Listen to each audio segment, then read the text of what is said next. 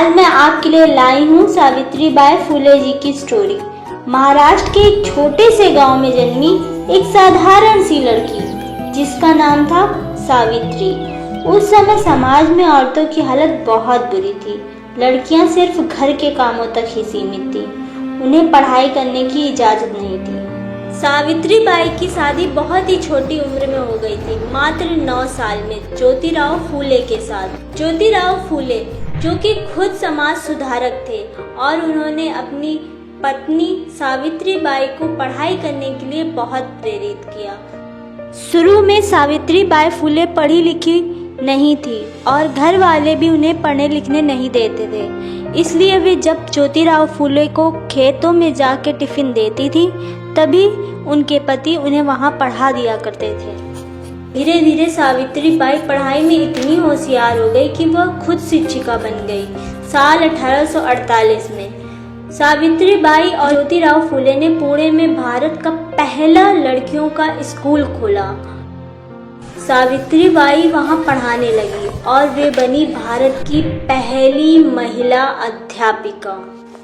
उस जमाने में पढ़ी लिखी औरतों की बहुत बुरी हालत थी। सावित्रीबाई जब स्कूल जाती तो समाज वाले उन्हें ताने देते, कीचड़ फेंकते, पर वो कभी नहीं रुकती। वो हमेशा एक जोड़ी कपड़ा हमेशा साथ रखती थी ताकि वो स्कूल जाकर चेंज कर सके और बच्चों को पढ़ा सके। उन्होंने विधवाओं, अनाथों, दलितों सबके लिए बहुत कुछ किया, सबको बराबरी का हक दिलवाया। 1897 में पुणे में प्लेग से पीड़ित लोगों की सेवा करते करते वे खुद इतनी बीमार हो गई कि उन्होंने दुनिया को अलविदा कह दिया। सावित्रीबाई फूले को आज भी भारतीय महिला शिक्षा की जननी कहा जाता है। उन्होंने साबित किया कि शिक्षा ही इंसान को बराबरी और स्वतंत्रता का हक दिलाता है। ऐसी ही स्टोरी सुनते रहने के लिए चैनल को लाइक करें, सब्सक्राइब करें और कमेंट करके ज़रूर बताएं नेक्स्ट स्टोरी किस टॉपिक पर देखना पसंद करेंगे। Thanks for watching. किसी शहर के रेलवे स्टेशन पर एक भिखारी रहता था। वो वहां आने जाने वाली रेलगाड़ियों में बैठे यात्रियों से भीख मांगकर अपना पेट भरता था। एक दिन जब वह भीख मांग रहा था तो सूट बूट पहने एक लंबा सा व्यक्ति उसे दिखा। उसने सोचा कि यह व्यक्ति बहुत अमीर लगता है, इससे भीख मांगने पर यह मुझे जरूर अच्छे पैसे देगा।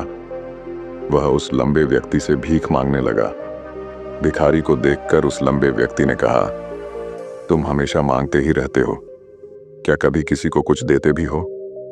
भिखारी बोला, साहब मैं तो भिखारी हूं, हमेशा लोगों से मांगता ही रहता हूं। मेरी इतनी औकात कहां कि किसी को कुछ दे सकूं।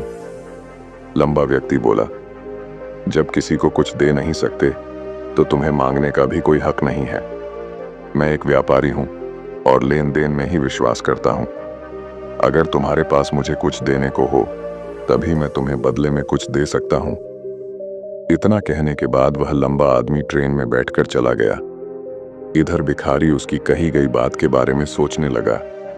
उस लंबे व्यक्ति के द्वारा कही गई बात उस भिखारी के दिल में उतर गई। वह सोचने लगा कि शायद मुझे भीख में अधिक पैसा इसीलिए नहीं मिलता क्योंकि मैं उसके बदले में किसी को कुछ दे नहीं पाता हूं। लेकिन मैं तो भिखारी हूं, किसी को कुछ देने लायक भी नहीं हूं। लेकिन कब तक मैं लोगों को बिना कुछ दिए केवल मांगता ही रहूंगा? बहुत सोचने के बाद उस भिखारी ने निर्णय किया कि जो भी व्यक्ति उसे भीख देगा उसके बदले में वह भी उस व्यक्ति को कुछ जरूर देगा। लेकिन अब उसके दिमाग में यह प्रश्न चल रहा था कि वह खुद भिखारी है तो भीख के बदले में वह दूसरों को क्या दे सकता है। इस बात को सोचते हुए 2 दिन हो गए, लेकिन उसे अपने प्रश्न का कोई उत्तर नहीं मिला था। तीसरे दिन जब वह स्टेशन के पास बैठा हुआ था तभी उसकी नजर कुछ फूलों पर पड़ी जो स्टेशन के आसपास के पौधों पर खिल रहे थे। उसने सोचा, क्यों ना मैं लोगों को भीख के बदले कुछ फूल दे दिया करूं। उसको अपना यह विचार अच्छा लगा और उसने वहां से कुछ फूल तोड़ लिए। अब वह ट्रेन में भीख मांगने पहुंचा। अब जब भी कोई उसे भीख देता तो उसके बदले में वह भीख देने वाले को कुछ फूल दे देता। उन फूलों को लोग खुश होकर अपने पास रख लेते थे। अब भिखारी रोज फूल तोड़ता और भीख के बदले में उन फूलों को लोगों में बांट देता था। कुछ ही दिनों में उसने महसूस किया कि अब उसे बहुत अधिक लोग भीख देने लगे हैं। वह स्टेशन के पास के सभी फूलों को तोड़ लाता था। जब तक उसके पास फूल रहते थे तब तक उसे बहुत से लोग भीख देते थे, लेकिन जब फूल बांटते बांटते खत्म हो जाते तो उसे भीख भी नहीं मिलती थी। अब रोज ऐसा ही चलता रहा। एक दिन जब वह भीख मांग रहा था तो उसने देखा कि वही लंबा व्यक्ति ट्रेन में बैठा है, जिसकी वजह से उसे भीख के बदले फूल देने की प्रेरणा मिली थी। वह तुरंत उस व्यक्ति के पास पहुंच गया और भीख मांगते हुए बोला, आज मेरे पास आपको देने के लिए कुछ फूल हैं। आप मुझे भीख दीजिए तो बदले में मैं आपको कुछ फूल दूंगा। उस लंबे व्यक्ति ने उसे भीख के रूप में कुछ पैसे दे दिए और भिखारी ने कुछ फूल उसे दे दिए। उस लंबे व्यक्ति को यह बात बहुत पसंद आई। वह बोला, वाह क्या बात है, आज तुम भी मेरी तरह एक व्यापारी बन गए हो। इतना कहकर फूल लेकर वह लंबा व्यक्ति अपने स्टेशन पर उतर गया। लेकिन उस लंबे व्यक्ति द्वारा कही गई बात एक बार फिर से उस भिखारी के दिल में उतर गई। वह बार बार उस लंबे व्यक्ति के द्वारा कही गई बात के बारे में सोचने लगा और बहुत खुश होने लगा। उसकी आंखें अब चमकने लगीं। उसे लगने लगा कि अब उसके हाथ सफलता की वह चाबी लग गई है जिसके द्वारा वह अपने जीवन को बदल सकता है।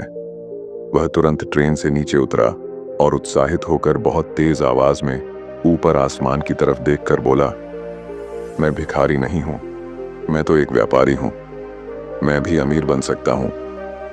लोगों ने उसे देखा तो सोचा कि शायद यह भिखारी पागल हो गया है, और अगले दिन से वह भिखारी उस स्टेशन पर फिर कभी नहीं दिखा। लेकिन 6 महीने बाद इसी स्टेशन पर 2 व्यक्ति सूट बूट पहने हुए यात्रा कर रहे थे। दोनों ने एक दूसरे को देखा तो उनमें से एक ने दूसरे से हाथ मिलाया और कहा, क्या आपने मुझे पहचाना? दूसरा व्यक्ति बोला, नहीं, क्योंकि मेरे हिसाब से हम लोग पहली बार मिल रहे हैं। पहला व्यक्ति बोला, नहीं, आप याद कीजिए, हम पहली बार नहीं बल्कि तीसरी बार मिल रहे हैं। दूसरा व्यक्ति बोला, मुझे याद नहीं, वैसे हम पहले 2 बार कब मिले थे? अब पहला व्यक्ति मुस्कुराया और बोला, हम पहले भी 2 बार इसी ट्रेन में मिले थे। मैं वही भिखारी हूं जिसको आपने पहली मुलाकात में बताया कि मुझे जीवन में क्या करना चाहिए, और दूसरी मुलाकात में बताया कि मैं वास्तव में कौन हूं। दूसरा व्यक्ति मुस्कुराया और अचंभित होते हुए बोला, ओह, याद आया, तुम वही भिखारी हो जिसे मैंने एक बार भीख देने से मना कर दिया था और दूसरी बार मैंने तुमसे कुछ फूल खरीदे थे। लेकिन आज तुम ये सूट बूट में कहाँ जा रहे हो और आजकल क्या कर रहे हो? तब पहला व्यक्ति बोला, हाँ, मैं वही भिखारी हूं, लेकिन आज मैं फूलों का एक बहुत बड़ा व्यापारी हूं और इसी व्यापार के काम से ही दूसरे शहर जा रहा हूं। कुछ देर रुकने के बाद वह फिर बोला, आपने मुझे पहली मुलाकात में प्रकृति का वह नियम बताया था जिसके अनुसार हमें तभी कुछ मिलता है जब हम कुछ देते हैं। लेन देन का यह नियम वास्तव में काम करता है। मैंने यह बहुत अच्छी तरह महसूस किया है, लेकिन मैं खुद को हमेशा भिखारी ही समझता रहा। इससे ऊपर उठकर मैंने कभी सोचा ही नहीं। और जब आपसे मेरी दूसरी मुलाकात हुई तब आपने मुझे बताया कि मैं एक व्यापारी बन चुका हूं। अब मैं समझ चुका था कि मैं वास्तव में एक भिखारी नहीं बल्कि व्यापारी बन चुका हूं।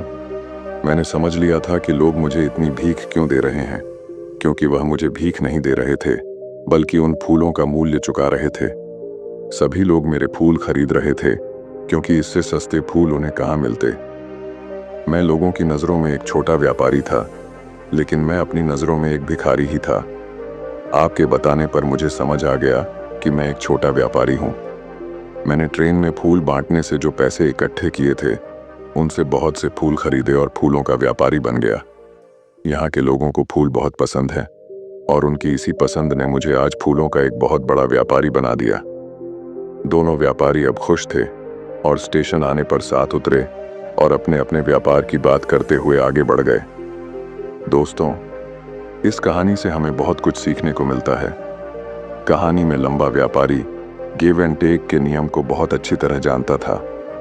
दुनिया के सभी बड़े व्यापारी इसी जीवन के नियम का उपयोग करके सफल हुए हैं। इस फॉर्मूले को उसने भिखारी को भी बताया। भिखारी ने इस प्राकृतिक नियम को अपना लिया और इसका असर उसके जीवन में साफ दिखाई देने लगा। उसने अपनी सोच बदली और उसकी जिंदगी बदल गई। यह कहानी हमें बताती है कि हम यदि अपनी सोच बदल लें तो कुछ भी हासिल किया जा सकता है। यदि हम खुद को छोटा समझते रहेंगे तो हम हमेशा छोटे ही बने रहेंगे। बड़ा बनने के लिए हमें अपनी सोच को बदलना होगा और खुद के बारे में बड़ा सोचना होगा। कहानी का सार यह है कि सफलता आपकी सोच में छुपी होती है। खुद का आत्मसम्मान जगाइए, अपनी सोच को बड़ा बनाइए और देखिए कैसे आप सफलता के शिखर पर पहुंच जाते हैं।